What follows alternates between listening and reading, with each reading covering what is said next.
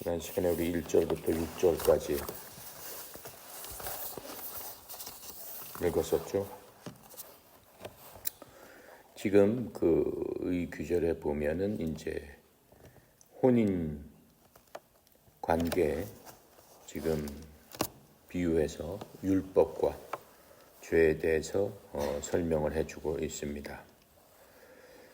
이 규절은 1절부터 6절까지 이 규절은 우리가 읽었던 규절은 실제로 바울이 6장 15절에 뭐라고 썼냐면은 6장 15절 보면 그런즉 어찌하리요 우리가 율법 아래 있지 아니하고 은혜 아래 있으므로 죄를 지어야 되겠느냐 결코 그럴 수 없느니라 이렇게 지금 얘기하고 있습니다. 여기에 대한 이 질문에 대한 답변을 지금 하고 있는 겁니다.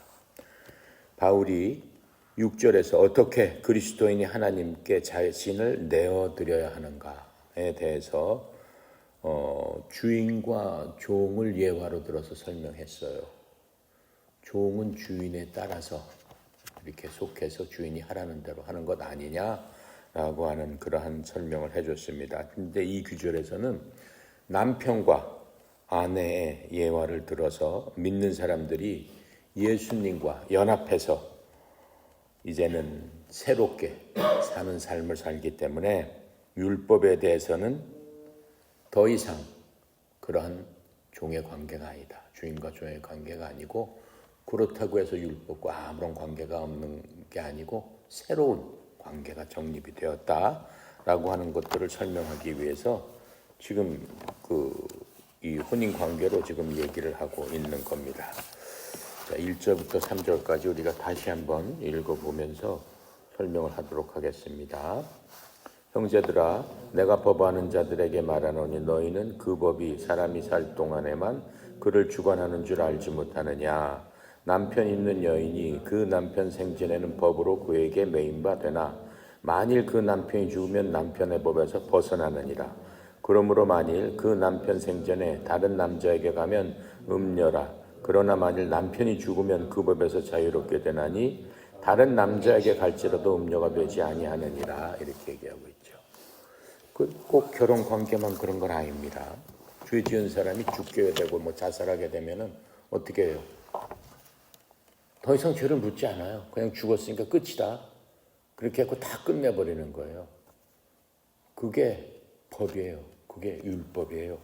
근데 지금 여기서는 결혼에 대한 예화를 갖고 남자와 여자가 이제 결혼을 했을 적에 그 남자와 여자가 결혼을 하게 되면 어떻게 되는 겁니까? 삶 자체가 서로 결합되는 겁니다.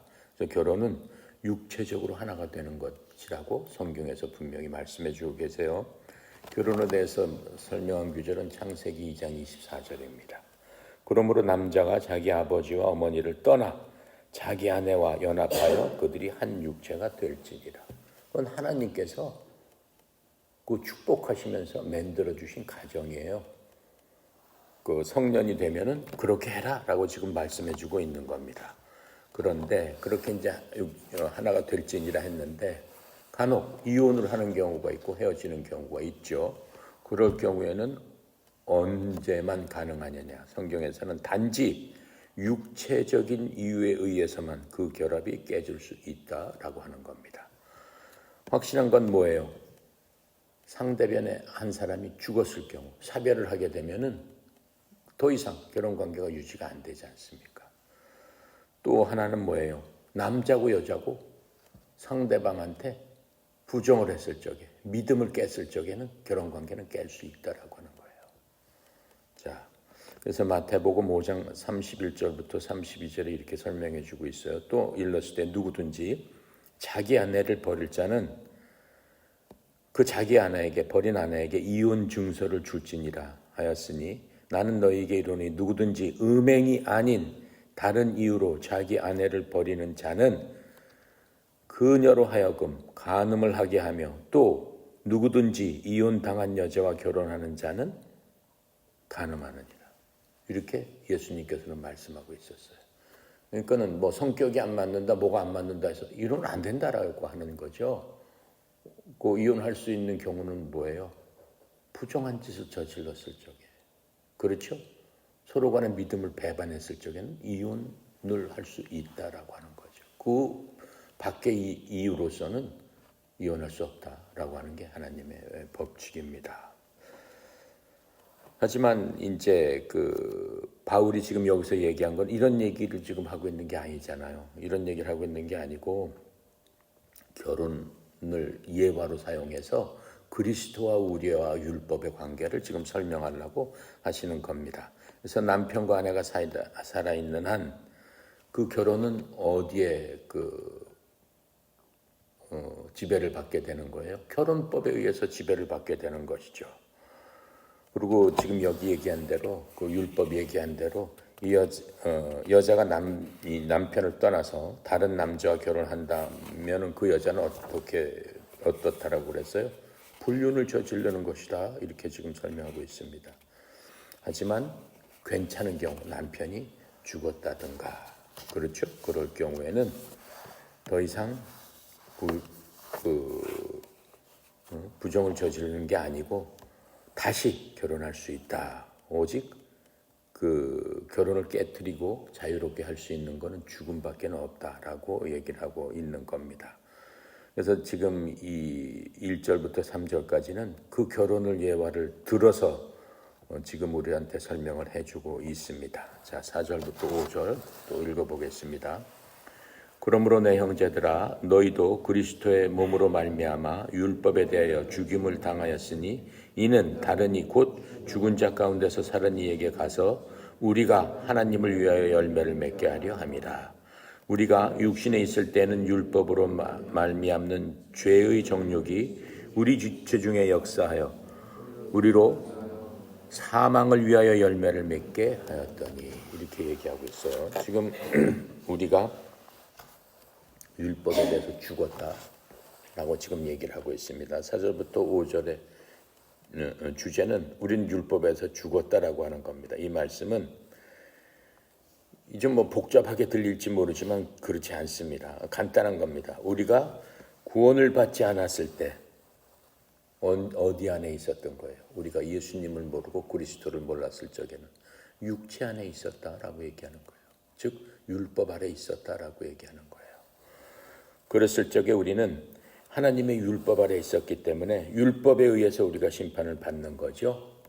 율법은 거울과 마찬가지라고 했어요. 율법으로는 구원을 받을 수 없다고 그랬어요. 율법에는 어떠한 치유 방법이 없어요. 그냥 그 팩트만 얘기해 주는 거야. 너 이거 잘못했어. 너 이거 잘못이네. 너 이거는 큰 죄네. 이거는 허물이네. 그런 것들을 계속 얘기해 주는 게 율법이라고 우리가 배웠습니다. 그렇기 때문에 어때요? 율법에 의해서 심판을 받을 수밖에 없는 거죠. 하지만 뭘로 역전이 돼요? 예수 그리스도를 믿고서 우리가 그리스도와 함께 연합해졌을 적에. 언제 연합해지는 거죠? 예수님을 믿을 적에. 왜 연합해지는 거예요? 갈라디아서 2장 20절이에요. 나는 그리스도와 함께 죽었나니. 언제 죽었다는 거예요? 그리스도를 믿었을 적에 죽는 거예요. 예. 그 믿음은 바로 현실로 나타나는 거예요. 그래서 믿음이 중요하다는 거예요. 그래서 그렇게 만드신 분이 바로 하나님이세요. 그 믿음의 능력을 만들어주신 분이 하나님이세요. 그러니까 믿음이 강한 거는 하나님을 온전히 믿는 사람들이에요. 그러니까 믿음은 사람이 만든 믿음이 아니에요. 그 하나님의 믿음은. 그렇기 때문에 그 하나님에 대한 믿음을 인간 스스로는 믿을 수 없어요. 아무리 돈을 많이 준다고 하고 아무리 명예를 준다고 해도 믿지 못하는 거예요. 그건 누가 주셔야 되는 거예요? 성령님께서. 뭐를 했을 적에? 그러한 복음을 들었을 적에. 복음도 하나님이 주시는 거지만 복음을 듣고 믿을 수 있는 그 마음도 하나님께서 우리에게 주시는 거다라고 지금 말씀하고 있는 겁니다. 그래서 예수 그리스도를 믿게 되면 우리가 그리스도와 결합한다라고 그래요. 왜요? 예수님과 함께 십자가에서 같이 죽은 거예요. 내가 예수님과 결합되지 않으면 예수님의 죽음이 내 죽음이 될 수 없죠. 결합된다는 건 아까 그 결혼의 예화에서 남편과 아내가 한 몸이 돼서 같이 결합한다라고 얘기하는 것을 지금 예화로 들은 거예요. 그래서 우리도 그리스도가 십자가에 돌아가셨을 적에 믿음을 통해서 내가 예수님과 하나가 된다. 결합이 됐다. 그러니까 예수님과 결혼한 상태가 된다. 라고 얘기하는 거죠. 그래서 성경에서는 우리는 그리스도의 신부다라고 얘기하는 이유가 바로 여기에 있는 겁니다. 이렇게 결합이 됐기 때문에 예수님의 죽음이 내 죽음이 되는 거고 예수님의 부활이 내 부활이 되는 거예요. 그래서 예수님이 살아나셔야만 내가 영생을 하는 거예요. 예수님께서 돌아가셨는데 그냥 살아나지 않으셨다. 우리도 살아날 수 없는 거죠. 근데 예수님은 하나님이시기 때문에 당연히 어때요? 영원히 계시는 분이죠. 그러니까 우리가 예수님 그 하나님과 결합됐다는 얘기는 거의 신의 수준이다라고 얘기하는 거예요. 신의 수준이다. 이거 대단한 거예요. 피조물인데 신의 수준으로 우리를 만들어주시고 우리를 예수 그리스도의 신부다라고 지금 말씀해주고 있는 겁니다. 자, 그래서 우리가 그리스도를 믿고 그분과 결합됐을 때 우리는 어떻게 되는 겁니까? 우리 육체가 죽은 것과 마찬가지로 율법에 대해서도 죽는 거죠. 그렇죠? 우리가 예수 그리스도를 믿을 때 우리의 죄된 육체, 사망 권세, 한계성을 갖고 있는 그 육체는 죽는 거예요. 그리스도 십자가에. 예수님 부활하셨을 적에 이터널 라이프로 다시 살아나는 거니까는 율법에 대해서도 마찬가지다라고 하는 거예요. 그러니까는 율법이 죽은 것이 아니고 율법은 영원히 살아 있습니다. 끝까지 살아 있습니다. 율법도 선한 거죠. 잘못된 걸 잘못으로 지적하는 게 그렇게 나쁜 거예요. 선한 거죠. 그것도 하나님께서 주신 거죠. 그 율법도 선한 것이지만은 우리가 율법이 죽은 것이 아니라 우리 자신이 율법에 대해서 죽었다라고 지금 말씀하고 있는 겁니다. 자, 그래서 구원받기 전에 우리는 율법과 결혼한 상태였습니다. 이제 구원받은 후 지금 우리는 예수님의 죽음을 통해서 어떻게 됐다는 거예요? 내가 죽은 것입니다. 조금 전에 설명한 바로 그대로입니다. 그래서 율법은 결코 하나님께서 만드신 선한 것이기 때문에 율법이 없어지지는 않는 거죠. 그래서 내가 죽어야 되는 겁니다. 율법에 대해서 내가 죽어야 되는 겁니다. 죽을 수 있는 유일한 방법은 뭐야? 오직 그리스도와 함께 죽어야 되는 겁니다. 그래서 새로운 이제는 관계를 맺을 수 있게 되는 거죠. 그래서 우리의 새 남편은 누가 되는 거겠어요? 예수 그리스도가 우리의 새 남편이 된 것입니다. 그래서 예전에 우리와 함께 있었던 율법에서 우리는 벗어나게 된 거죠. 그래서 우리를 지배하고 있는 분, 우리를 통치하고 있는 분, 우리와 하나가 된 분은 오직 예수님이신 겁니다. 그래서 옛 남편인 율법은 법대로 하기 때문에 가차 없어요. 그냥 법대로. 거기에 조그만 긍휼이나 자비심 이런 거 없습니다. 법대로 하기 때문에 무자비한 겁니다. 근데 새 남편 되시는 예수님은 뭐예요? 긍휼과 사랑과 은혜로 우리를 대해주기 때문에 율법의 열매는 사망이라고 그랬죠. 그렇죠? 죄의 싹은 사망이라고 그랬습니다. 죄를 판단한 게 바로 율법이에요. 그래서 율법의 열매는 사망이에요. 율법으로 들어오게 되면 누구나 율법은 판단을 하기 때문에 한 사람도 그 판단에 걸리지 않을 사람이 없다라고 말씀하고 있는 거죠. 그래서 누구나 율법 안에선 사망이 열매지만은 예수님과 함께한 예수님과 하나 된 우리가 맺는 열매는 무슨 열매라고 그랬어요? 우리 속에 계시는 예수님과 결혼하게 되면은 예수님께서 결혼 선물로 주시는 게 성령님이신데 우리 속에서 성령의 열매를 맺게 해주신다라고 하는 거죠. 그럼 율법의 그 열매는 사망, 성령의 열매는 뭐예요? 갈라디아서 5장 22절 23절에 있는데 사랑과 희락과 화평과 오래 참음과 부드러움과 선함과 믿음과 온유와 절제다. 그렇죠? 성령의 9가지 열매가 우리 속에서 한 열매 안에 그 9가지가 주렁주렁 그 맛이 들어가 있는 그 열매를 우리에게 맺혀 주신다라고 하는 겁니다. 그래서 우리가 예수님을 믿게 되면은 율법에 대해서 죽었다는 것들을 우리가 확실하게 믿어야 됩니다. 확실하게 알아야 됩니다. 그리스도 안에서 우리는 이제는 살아났습니다. 그래서 새로운 삶을 살기 위해서 그리스도와 연합해서 그리스도와 함께 결합을 한 것이다. 그게 우리 자신이다라고 하는 것들을 지금 이 구절에서 얘기해 주고 있는 겁니다. 자, 근데 율법은 이제 우리는 율법에 대해서 죽었기 때문에 율법이 더 이상 우리를 지배하지 못합니다. 하지만 우리가 율법을 지키지 않는 그러한 상태에 있는 것은 아닙니다. 무슨 얘기예요? 우리는 그리스도와 연합했기 때문에 예수 그리스도의 생명을 나눔으로써 생명의 새로움 안에서 걷고 있다라고 성경은 얘기하고 있는 겁니다. 우리가 율법을 지키지 않는 게 아니라 예수님께서 우리에게 새 생명을 주셔서 예전에 그 죄악된 율법에 의해서 정죄된 그 생명은 이미 우리 속에 넣고 우리 속에 뭐만 있다라고 하는 거예요? 예수 그리스도의 새로운 생명만 있기 때문에 우리는 율법과는 관계가 없다라고 하는 거예요. 서로 우리가 율법에 어긋나는 그러한 삶을 산다 할지라도 그 순간순간마다 예수님께서 우리를 어떻게 해주신다? 새로운 생명으로 계속 바꿔주신다라고 하는 거예요. 그래서 우리가 율법하고 아주 관계가 없는 게 아니고 계속적인 그리스도의 생명을 받음으로써 그 율법을 극복할 수 있다라고 지금 말씀해 주고 있는 겁니다. 그래서 그 삶 속에 우리가 나타나야 되는 게 사랑과 희락과 화평과 오래 참고 부드러움, 믿음, 온유, 절제 그런 것들이 나타나야 된다라고 하는 거예요. 그렇게 됐을 적에는 율법의 눈으로 봤을 적에도 전혀 흠잡을 데가 없는 거죠. 그렇게 자꾸 변해가는 과정을 성화되는 과정, 예수 그리스도, 남편인 예수 그리스도를 닮아가는 과정을 삶을 매일매일 살아야 되는 게 우리 그리스도인이다라고 하는 거죠.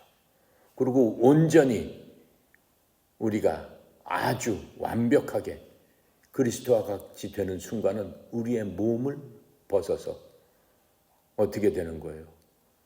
신령한 몸으로, 그렇죠? 예수님과 같이 되는 그러한 몸이 될 때까지는 우리가 계속적으로 성화의 과정을 거쳐가야 된다라고 하는 겁니다. 성화의 과정이라는 얘기는 뭐냐면은 100% 순수하진 않다라고 하는 거예요. 그 안에 우리 삶 가운데서 몇 퍼센트 불순물의 찌꺼기가 계속 나온다라고 하는 거죠. 불순물의 찌꺼기가 나오는 것은 뭐예요? 우리가 육체를 갖고 있기 때문에. 우리가 그리스도와 함께 죽었다 할지라도 완전히 죽은 게 아니에요. 우린 영적으로 죽었는데 그리스도께서는 육체가 없으시잖아요. 온전히 영이시잖아요. 그러니까 우리는 반반인 거예요. 영적으로는 예수님과 함께 있는 거지만은 육체적으로는 또 이 세상과 마귀가 지배하는 또 마귀의 음성을 들을 수 있는 마귀가 유혹할 수 있는 그러한 그 육체를 우리가 덮어쓰고 있다라고 하는 거죠. 하지만 그러한 유혹을 견뎌내면서 뭘로 이겨야 되는 거예요? 영적으로 이겨야 되는 거예요. 하나님의 말씀, 신랑의 음성을 듣고 이겨야 되는 거예요. 그게 성화되는 과정이다라고 하는 거죠. 그러다 서로 넘어질 수도 있죠. 죄를 질 수도 있죠. 그렇죠? 신랑의 마음을 아프게 할 수도 있죠. 그때 뭐라고 얘기했어요? 그때마다 자복하고 회개하고 돌아서면은 신랑께서 신부인 우리들을 평안하게 해주시고 안아주시고 치유해 주시고 잘못된 모든 것들을 없애주시겠다라고 약속하셨다라고 하는 겁니다. 자, 그래서 우리는 이제는 어떻게 돼요? 그리스도하고 연합해서 그분의 생명을 나눴습니다. 그래서 새로운 생명, 그리스도 안에서 우리는 살게 되는 겁니다. 로마서 8장 4절에 이렇게 써 있어요. 그 부분에 대해서 우리가 어떻게 살아야 되느냐? 육신에 따라 걷지 않고 성령에 따라 걷는 우리 안에서 율법의 의가 성취되게 하려 하십니다. 이라는 이렇게 지금 말씀하고 있는 겁니다. 무슨 뜻인지 이해가 가겠죠?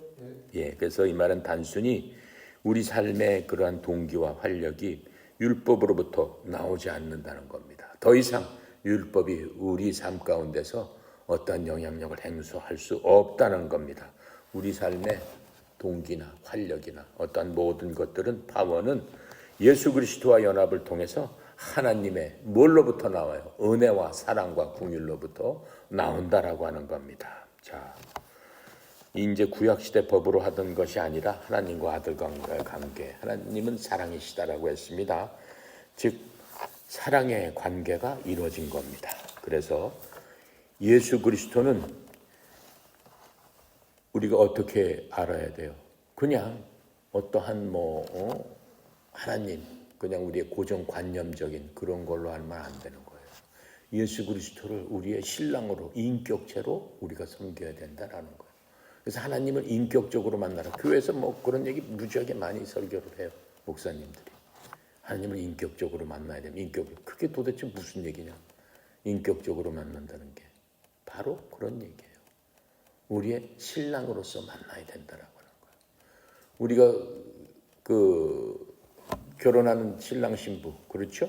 사람들끼리 결혼하는 그런 결혼 관계, 그래서 물론 인격적으로 만나는 거죠. 그와 똑같이 그리스도를 인격적으로 만나야 된다라는 거예요. 그렇게 했을 적에 예수 그리스도를 인격적으로 만나기 위해서는 그 사람의 깊은 것까지 알아야지 인격적으로 만나는 거잖아요.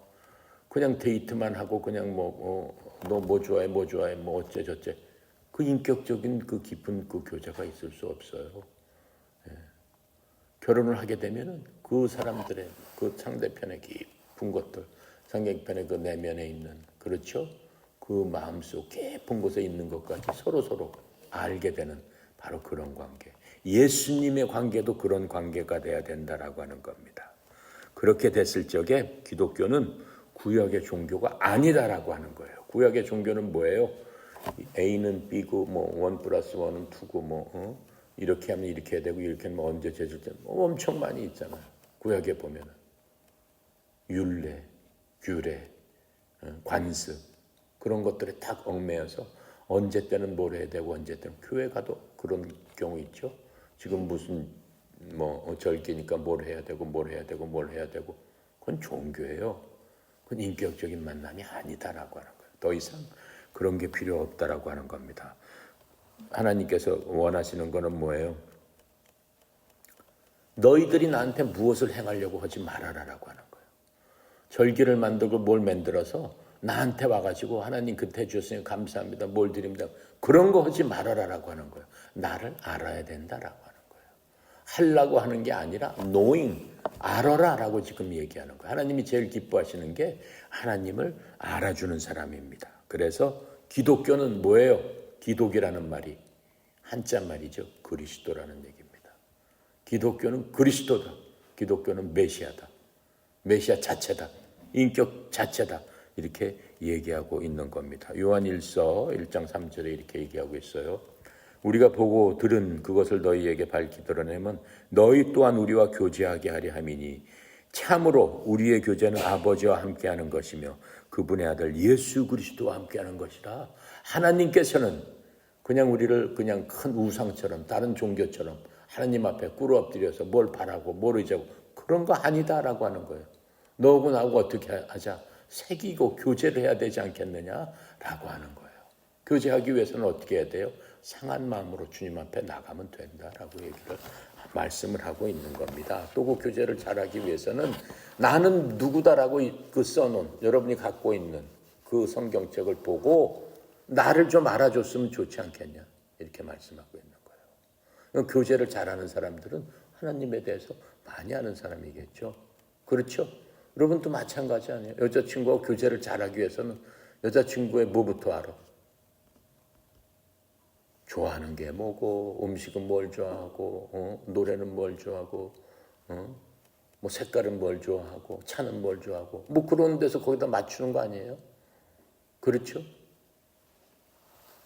그것처럼 우리가 그리스도를 믿는다는 것은 관계가 가장 중요하다라고 말씀하시는 거예요. 자, 그래서 우리가 교회 가면은 암송하고 기도하고 전도하고 그런 얘기 많이 하죠. 엄청 많이 합니다. 전도주일입니다. 총동원주일입니다. 다니엘의 기도입니다. 금식 기도입니다. 무슨 새벽 기도입니다. 특세입니다. 그런 얘기 많이 합니다. 한데 뭐가 없으면 다 소용없다라는 거예요. 예수 그리스도가 없으면은 그런 것들은 말짱꽝이다 라고 얘기를 하고 있는 겁니다.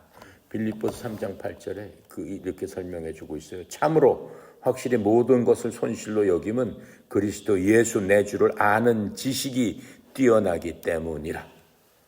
그런 건 다 필요 없다라고 하는 거예요. 그리스도 예수를 아는 그 지식, 그게 뛰어나야 된다. 나머지 거는 다 손실로 여길 수밖에 없다라고 지금 말씀하고 있는 겁니다. 내가 그분을 위하여 모든 것에 손실을 입고 그것들을 단지 배설물로 여기면 내가 그리스도를 얻고, 그리스도를 안다는 것은 그리스도를 얻는다고 그랬어요. 그리스도를 얻는다는 게 뭐예요? 그리스도와 교제를 하고 그리스도와 하나가 되고 그리스도의 신부가 된다라고 얘기하는 거죠. 그래서 성경 이 말씀의 핵심은 예수 그리스도를 믿는 것은 인격적인 관계를 발전시켜 나가는 것이다. 그래서 교회가 만들어 놓은 규칙에 따라가는 것이 아니고 하나님을 더 많이 알고 더 사랑하는 사람이 진정한 기독교입니다. 율법자가 되면은 안 된다라고 얘기를 하고 있습니다. 그래서 우리가 드리는 예배의 핵심은 뭐예요? 그냥 거룩하게 지금부터 예배를 드립니다. 하나님 앞에 맨 처음에 기도하고 그다음에 임내송하고 그다음에 뭐하고 사도신경 외우고 뭐하고 헌금 드리고 또 그런 게 아니다라고 얘기하는 거예요. 물론 예배죠. 지역교회에서는 그런 거 없이 막 무질서하게 할 수는 없죠. 그런데 정말 하나님한테 드리는 진정한 예배는 뭐예요? 삶 가운데서 그리스도로 말미암아 우리가 기뻐할 적에 하나님께서 받으시는 산 제물이요 산 예배가 된다. 아시겠습니까? 그래서 우리가 인생을 살면서 매일매일의 삶이 내가 그리스도로 인해서 기뻐하나. 성령의 열매는 뭐예요? 사랑과 기쁨과 화평이라고 그랬잖아요. 왜 사랑하고 기쁨이 먼저 나오냐라고 하는 거예요. 기쁨이 뭐예요? 하나님을 기쁘게 하라는 게 아니고 네가 기뻐해라라는 거예요. 네가 기뻐해라. 왜요? 예수님께서는 우리를 위해서 자기의 모든 생명까지 내주셨는데 생명을 바꾸고 산 너희들이 슬퍼하는 걸 좋아하시겠습니까? 그렇죠? 여러분의 자식이 어때요? 슬퍼하는 걸 좋아하는 사람이 있어요? 고난받는 걸 좋아하는 사람 없죠? 아버지는 뭐예요? 자식이 기쁘면 아버지 마음이 너무 기쁜 거예요. 자식이 기뻐하면 너 무슨 오늘 좋은 일이 있느냐? 아버지가 밖에서 걱정, 근심이 있더라도 집에 왔는데 아들이 막 기뻐하고 뭐래.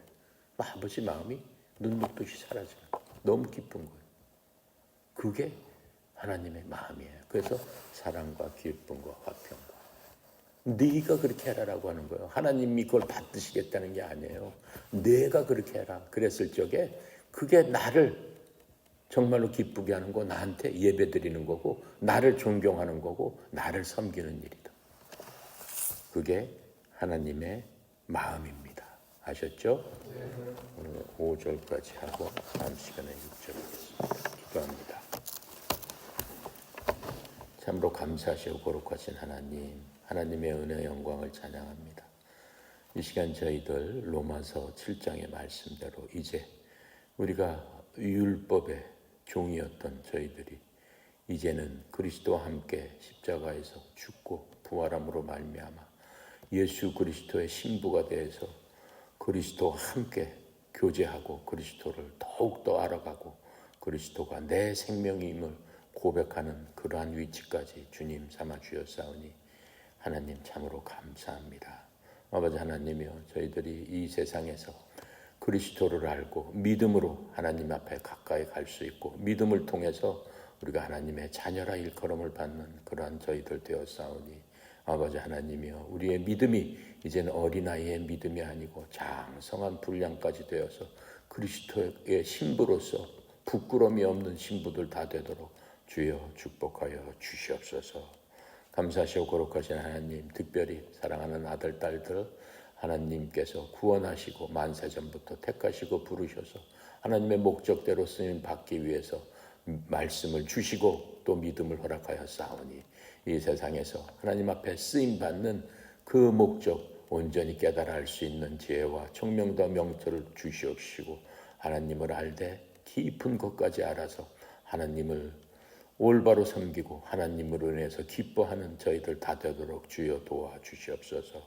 특별히 아버지 하나님, 여러 가지 걱정과 근심과 또 마음속에 많은 짐을 지고 있는 사랑하는 하나님의 아들, 딸들 주님 돌봐주시옵시고 그 마음에 위로와 평강을 주시옵시고 하나님의 때 하나님의 방법으로 온전하게 형통함을 입는 그러한 때가 속히 오도록 주님 축복하여 주시옵소서.